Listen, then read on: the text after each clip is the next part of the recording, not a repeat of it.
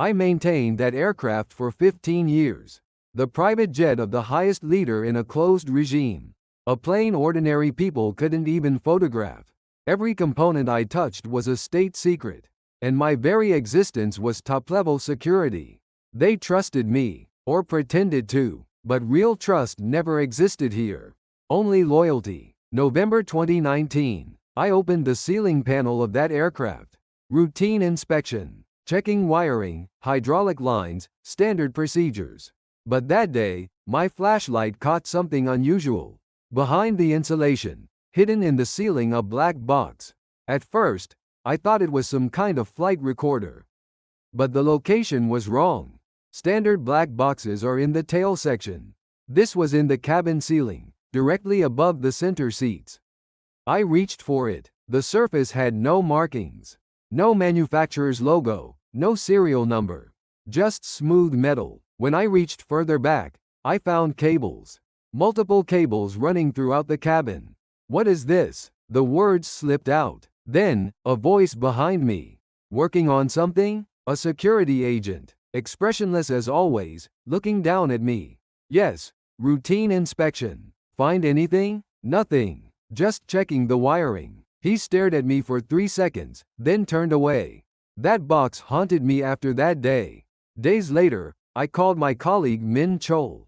We'd known each other 20 years. Same technical school, same facility assignment. There's something in the ceiling panel. What are you talking about?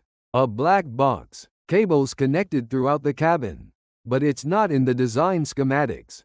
Min Chol's face hardened. Don't touch it. Why? Ignorance is safety. Really? But I need to know what this is to do my job properly. Min Chol hesitated, then spoke quietly. You know Suk Hee, the cleaning woman? Her husband disappeared 3 years ago. Disappeared? Yeah. Went to work one day, never came back. People came to search their house, and then nothing. She asked around, but nobody knows. No records. A chill ran down my spine. What does that have to do with this box? I don't know. But here, curiosity isn't safe. Understand? But I couldn't stop. During the next maintenance, I opened the box again. This time with tools. Carefully removed the outer panel. Inside were memory devices and transmission modules. And a small display screen. I turned it on. Password required. But when I entered the basic administrator code, it opened. File directories appeared, organized by date, 2015 through 2019. My hands trembled. I opened one. Audio files. I pressed play. Recent Southern developments are concerning. Even within our ranks. Conversations. Recorded in flight, crystal clear. I opened another file. Can we trust that person? Hard to say. Let's observe. Another file. My son wants to study abroad. Then the last folder. Named, list. I opened it. Names lined up. Hundreds of them. Next to each name, dates and keywords.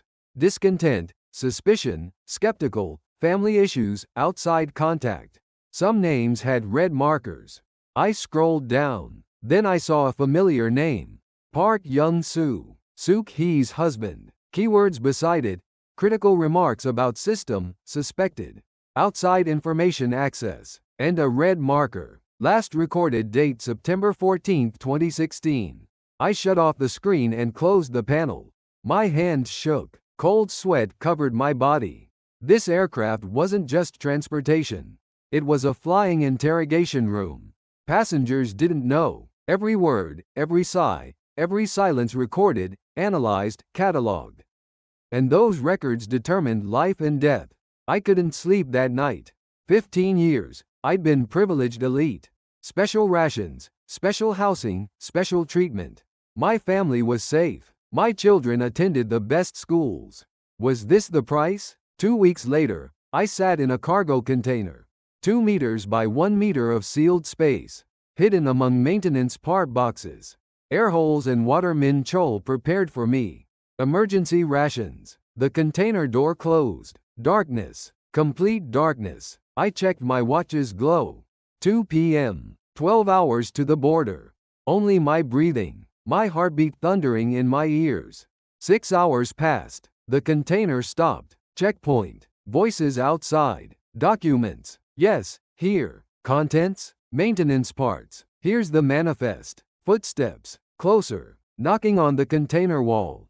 Bang, bang, bang. I held my breath. Clear. Pass through. The door closed. The truck moved. I exhaled long and slow. More hours passed. Oxygen thinning. Head spinning. Spots in my vision. Am I dying? The container stopped. The door opened. Bright light. Get out. Min Chol. Across the border. Collaborators waiting. I crawled out. No strength in my legs. You alive? Yes. Congratulations. You're free now. Free. I never knew that word could feel so heavy. 3 months later, I sat before an international human rights organization. Investigators analyzed my USB. Interpreters recorded my words. Lawyers documented my testimony. These files really came from that aircraft? Yes. Your family? Still there. Can you contact them? No. The investigator put down his pen. This must be hard. Yes. Why reveal this, knowing your family could be in danger? I thought for a moment. 15 years, I was privileged. Good house, good food, best education for my children. In exchange, I stayed silent. Saw but didn't see, knew but didn't know. Why now? Because I was complicit. I maintained that system, kept it running. I couldn't look in the mirror anymore. The investigator nodded. I still have nightmares every night. Suk Hee's eyes. Names on that list. The aircraft I maintained. Conversations inside. People who laughed, unaware.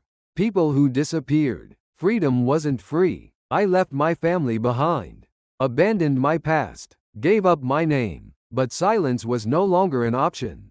Someone had to speak. Someone had to record. How that system works. How it erases people. How it normalizes fear. I'm no longer a mechanic. Now I'm a witness. And I ask you, listening to this story, what would you have done?